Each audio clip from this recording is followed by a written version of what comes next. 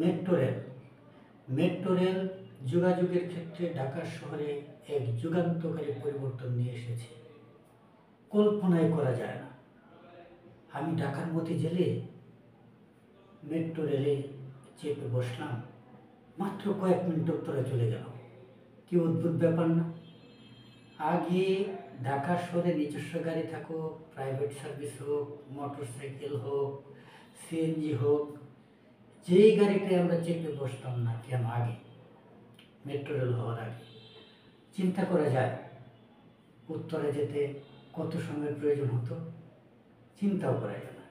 ঘন্টার পর ঘন্টা আমরা কি করতাম? রাস্তায় বসে থাকতাম। কি বিরক্তি, কি অসহ্য যন্ত্রণা। আর মেট্রো রেল চোখের পলকে যোগাযোগের এই সকল সমস্যা দূর করে দিয়েছে। আপনি যদি মতিঝিলের আশেপাশের বাসিন্দা হন, বা আপনি যদি চিন্তা করেন আপনি মতিঝিল থেকে জার্নি করবেন, তাহলে আসুন না মতিঝিল, আপনি মেট্রো রেলে আসুন। সেখানে গিয়ে টিকিট কাউন্টারে টিকিট করে আপনি মেট্রো রেলে নির্দিষ্ট সময়ে উঠে গেলেন। উঠে যাওয়ার পর কী ঘটবে, কী সুশৃঙ্খল ব্যাপার। মনে হচ্ছে আমরা রাতারাতি পরিবর্তন হয়ে গিয়েছি যদি মেট্রো রেলে যাই। যে পরিবর্তন আমাদের অনেক বছরে হয় নাই, সেই পরিবর্তন মাত্র কয়েকদিনে হয়ে গেছে। আপনি চেপে বসার পর কী হবে?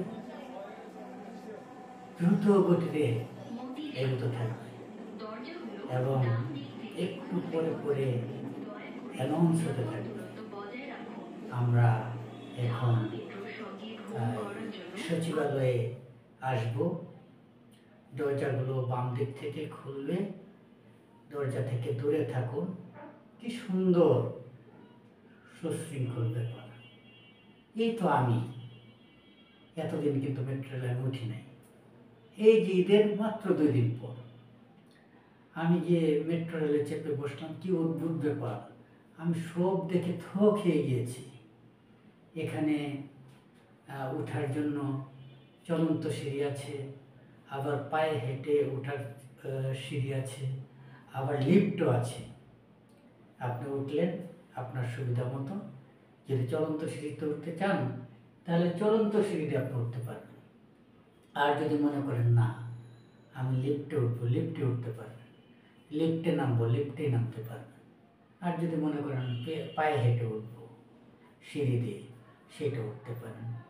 গিয়ে আপনি সুন্দরভাবে লাইনে দাঁড়াবেন, আপনার টিকিট আসবে। টিকিট স্বয়ংক্রিয় মেশিনেও আপনি করতে পারেন, অথবা আপনি কাউন্টার থেকে গিয়ে হাতে হাতে টিকিট দিচ্ছে, সেটা আপনি করতে পারেন, আপনার ইচ্ছা। আপনি টিকিট নিয়ে চেপে বসলেন, আস্তে আস্তে আপনি যেতে থাকলেন। বিভিন্ন স্টেশনের কথা বলা হচ্ছে, সেখানে কী কী সমস্যা হতে পারে, দরজাগুলো কোন দিক দিয়ে খুলবে, সব বলা হচ্ছে। হ্যাঁ, কী চমৎকার ব্যাপার, এক যুগান্তকারী পরিবর্তন। এই যে মেট্রো রেল, এই যে দেখেন মেট্রো রেল কীভাবে চলে যাচ্ছে, এটার আমি একটা পিকচার নিয়েছি। হ্যাঁ, কী চমৎকারভাবে সেই পিকচারটা দেখেন একটু।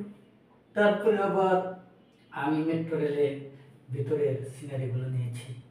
হ্যাঁ, মানুষ কীভাবে দাঁড়ায় থাকে, দরজাটা খুললে তারপরে মানুষ কীভাবে ওঠে, আবার দরজা বন্ধ হয়ে গেলে কীভাবে নামে, সব কিছুই আমি নিয়েছি। হ্যাঁ, সুতরাং মেট্রো রেল আমাদের আরও 2-1টা মেট্রো রেল ঢাকা শহরের প্রয়োজন।